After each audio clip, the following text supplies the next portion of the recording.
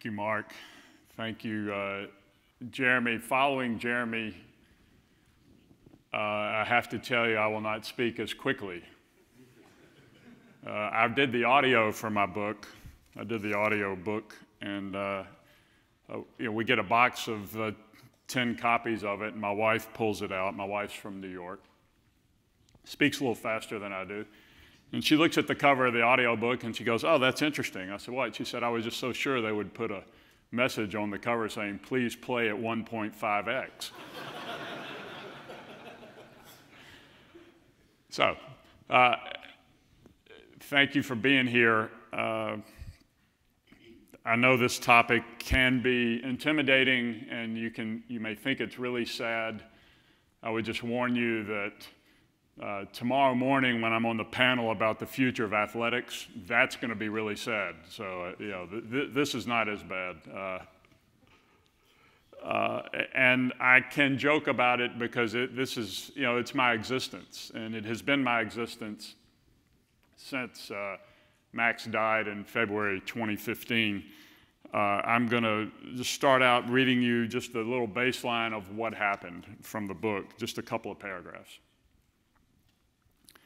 On a very cold night of a very cold winter, our 21-year-old son, Max, walked off an ice-slicked pier onto the surface of Lake Ontario.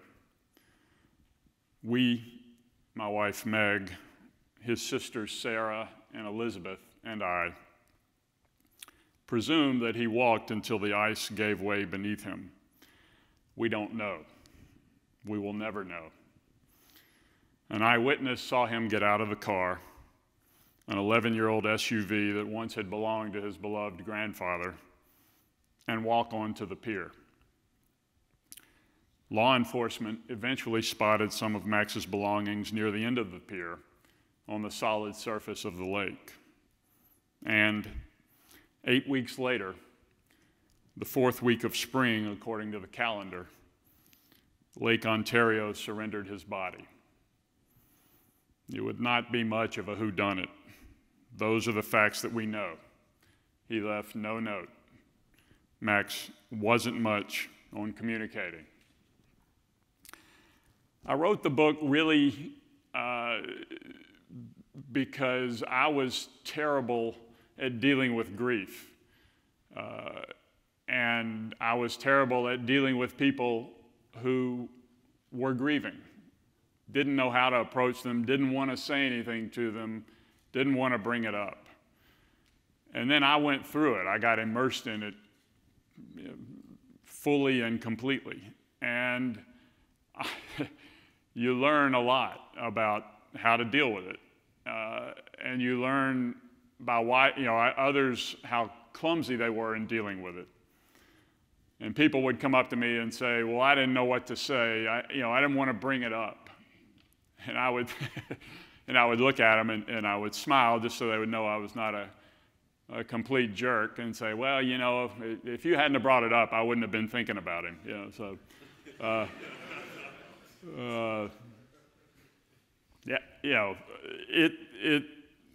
a completely immersive experience, obviously. And if you live long enough, as all of us eventually get to the point where you do lose somebody. So grief it is a universal emotion, and I call it an emotion because what I figured out that helped me deal with it is that grief is love. Grief is the form that love takes when you have lost the person that was the subject of that love. And thinking about it in that way made it a lot more palatable to me. But there was an extra component in dealing with it, and that was the mental health aspect. Max ended his life. That brings a whole package of different problems to deal with. And we've all seen the explosion of mental health issues among young people. I don't know if it's an epidemic or a pandemic or what, but it seems like it's every age group, preteens, teens, college, especially college kids. And I'll just tell you a little bit about what our philosophy about dealing with it and what we learned about it. And I say we, I mean my wife and I and our daughters, because we had to decide pretty quickly how we were going to approach the subject that Max had ended his life. When I was young, people didn't talk about suicide. And when I was older, people didn't talk about suicide. I didn't want anyone to, well, first of all, I was a journalist, so I wasn't, and I was sort of a front-facing person at ESPN. Wasn't on TV a lot, but I wrote a lot about college football. So people were going to ask me for comment, and I just didn't want to no comment anybody. I'm a journalist. I didn't want to not give anybody an answer. So that was one issue I was thinking about. And the other was I didn't want anybody to interpret my silence about Max as if we were ashamed that he had died of mental illness. Because we weren't ashamed. Max was sick. He was struggling. He'd been struggling for some time, really his entire life. Max was a little different. He probably was somewhere on the spectrum, and that's about as accurate a diagnosis as we ever got. We got a lot of he's not this. He's not autistic. He's not what they used to call Asperger's. I don't know what it's called now. He processed things differently. So we had to decide pretty soon how we were going to handle it, and I just said, just tell people what happened. He was sick. In my parents' generation, the 40s and 50s, people didn't talk about cancer. They whispered it. Sometimes they didn't even tell the person who had it that they had cancer. And you didn't really talk about it in public. Well, over the course of my lifetime, I'm 62 years old, over the course of my lifetime, the strides we have made in cancer as a society are enormous. Frank Leahy, who is the second winningest coach in history of college football, died at age 65 of a leukemia. He died in 1973, and it's a leukemia that is pretty well treated now. And that's just one college football example. There are any number of examples of cancer. I'm sure you know somebody that's been cured of cancer if you haven't been yourself. Just think about what we could do if we talked about mental illness that way. And we're better at it now. We're as a society, the problem now is not as much keeping it under wraps, it's developing the resources to deal with what has become such a big problem. Athletic departments are hiring psychologists right and left. The University of Nebraska has 5 on staff. Not to be outdone, Nick Saban has 8. But I think if you ask an athletic director now what's one of the biggest issues he's dealing with, it's keeping his kids mentally healthy. And just saying the words mental health and mental illness. For so long as a society, we've focused on the first word. We don't say keep somebody physically healthy or nutritionally healthy. We just talk about being healthy. But we always say mental health, mental illness.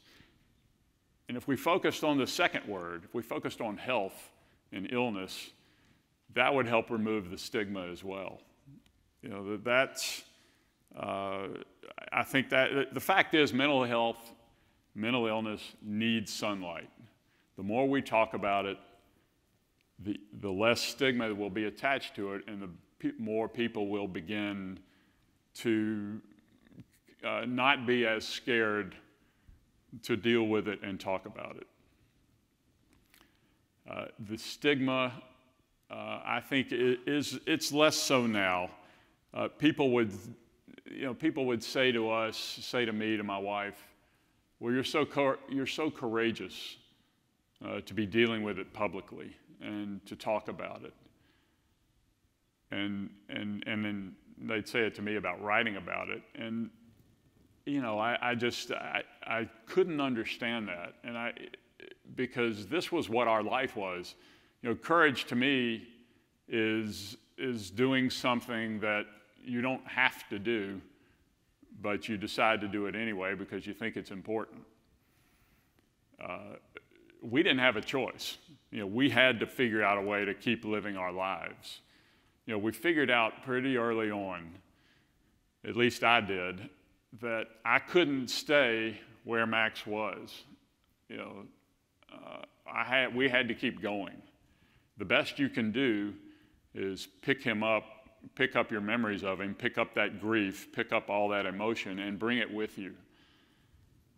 2 weeks after we recovered his body, he died in February. His body, the water didn't get warm enough in Lake Ontario, he was going to school at RIT in Rochester, New York.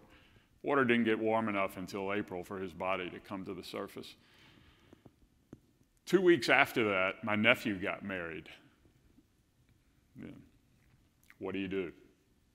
Do you go to the wedding? Do you not, we weren't really much in the mood for celebrating. But I kept thinking, there is no rule that says just because we had this really bad thing happen to us, that good things are going to stop happening to us. It's really good things happen, and they continue to happen. And if we don't open ourselves up to them, then we've lost again. Now, were we out on the dance floor till 2 a.m.? No. My wife pretty much sat in the corner of the reception the whole night. But we went, and that memory now of my nephew's wedding is not, well, we didn't go because Max died. We went, and we experienced it. And you find that if you just learn to bring the grief with you and carry it, that's the best. For me, it was the best way to handle it. The poet Edward Hirsch, he's actually a Wall Street guy, but he's also an accomplished poet. Son died of an overdose, and he wrote a poem, 78 pages of 3-line stanzas. It's a very thin book called Gabriel. And in the book, he described grief as carrying a boulder up a hill that never ends. And that resonated with me. It just made me understand I had to get used to this. I could go on and live my life. There would always be a void because it would be sitting right here or carrying it however I carried it. But I was going to go on. And that to me was not courage. That was what I had to do to continue on with my life. You guys, I've been covering college football since 1987, and I'm continually astounded by what you did on the field and what the young guys do on the field now. But I don't know, I'm assuming none of you looked at it as you were being courageous. Maybe you did, but no, that was just what your job was to do. It wasn't to run around the block, it was to run through the block. This is not courageous, it's just what we had to do. I would tell you that college football is becoming much more aware of it. College Football Mental Health Week has become a thing started by Mark and Kim Helinski. Mark and Kim Helinski's son Tyler ended his life. He was a quarterback at Washington State University. He ended his life in January of 2018. And they have become very good friends because we can relate to one another in ways that so many others can't, of course. But they kind of did the same. They had the same sort of mindset that my wife Meg and I had, just that you got to, how can we make this better? What can we, we can't bring our sons back. What can we do? So they started a foundation, Helinski's Hope, that the foundation's goal is to promote mental health in athletic departments. They began promoting College Football Mental Health Week. This year it's October 1st to October 8th. Sunday to, I think that's a Sunday. No, it's a Saturday to Saturday. So the first year they did it, 18 schools participated. This year, more than 100 are participating. And so we're getting there is my point. And I'm not, look, I probably should have said this at the outset, I'm not an expert on mental health. I'm an expert on one case of mental health. Max, as I said, he had a lot of demons, a lot of issues that he dealt with, but he worked really hard and he did his best. And dealing with the grief that we have dealt with made me understand that just little things about thinking of grief as love, thinking of gifts, and I would tell you this as if you're dealing with someone who's grieving. When I talked about people being scared of talking to us about him, we want to talk about Max. It keeps him present. As I said, the only way we can keep going is we move forward and carry what we can of him, what we can remember. We don't get to make any new memories with Max. The best thing you can do for somebody who's grieving is to talk about that person to them. They want to talk about him. They want stories about him. When the book was published, we had a party in my town in Connecticut, and Max's 4th grade teacher came to the party. And she told me a story about Max, and we lived in New England, about Max and the colonial play in 4th grade. It's New England, you have a colonial play. Max was Patrick Henry. Now, I have to tell you, this is Max. Max was 6'5" and weighed 135 pounds. He had less than no ass, which, as you can tell, was a maternal trait.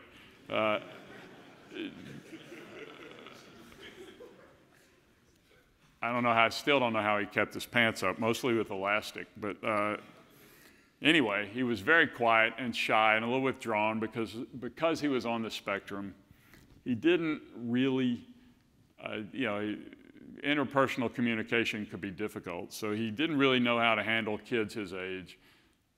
So he didn't have a whole lot to say. But in this colonial play, Max did what he was supposed to do. And he played Patrick Henry.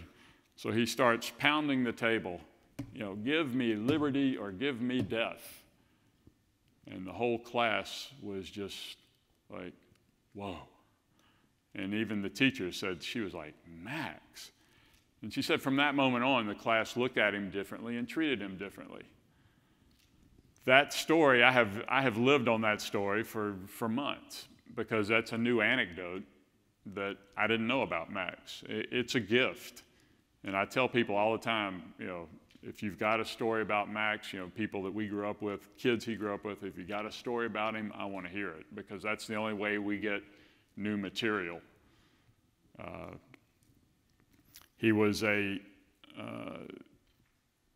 This was a self-portrait. For a photography class, he was a photography major, and he was asked to take his photo for a book jacket of his photography, an author photo. Now, I won't say I read every book that comes out, but I know enough to know that's an author photo, you know, right?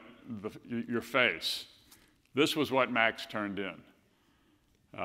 He hated having his photo taken, which is kind of funny given that he was a photography major. But he didn't like taking pictures of people. He liked taking pictures of the environment and architecture.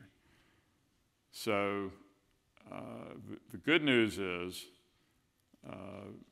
you know, since the assignment was to take a photo for a book of your photography, at least he is now a published photographer. He, you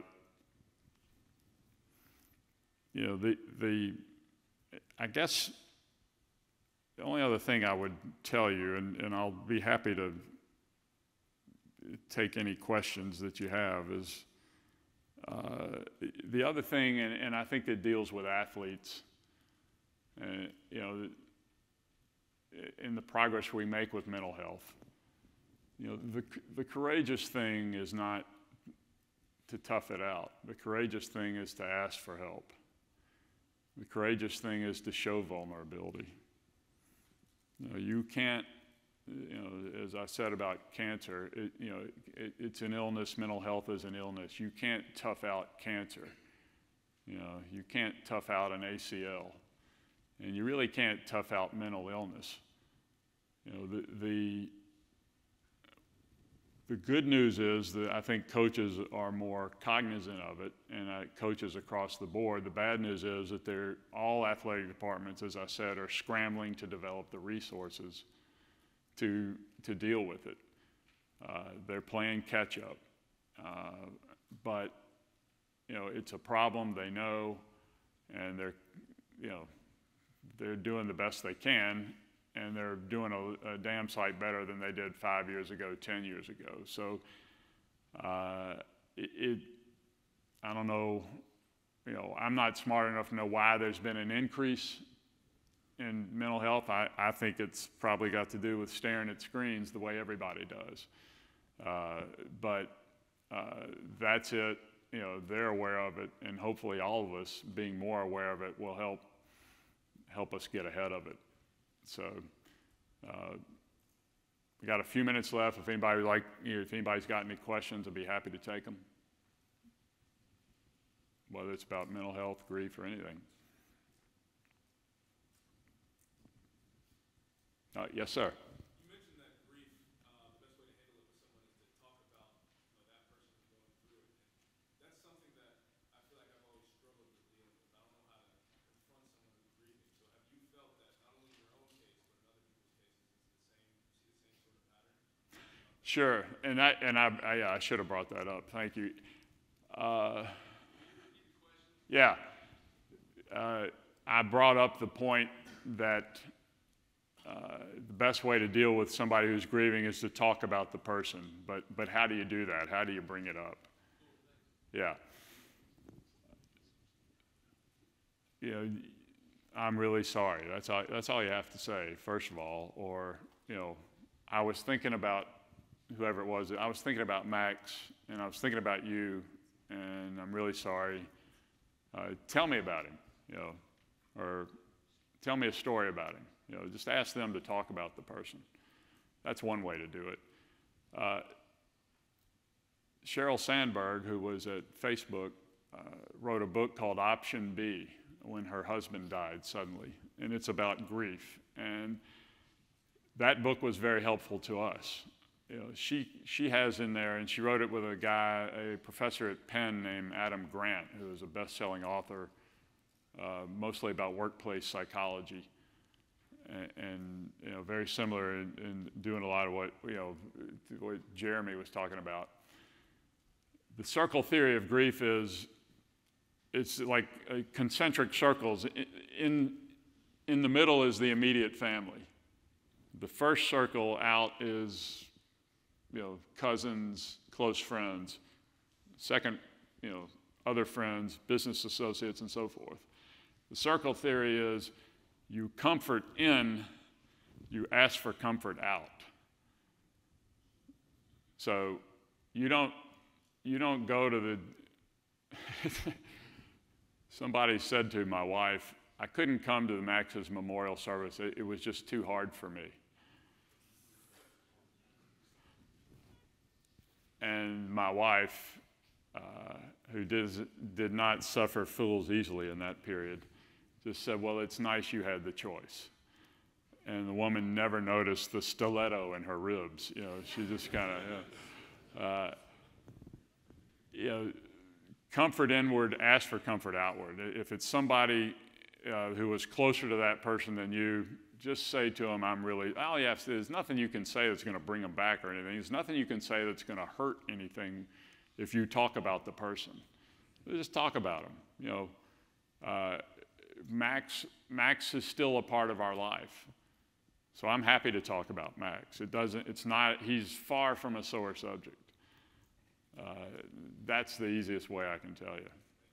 Sure.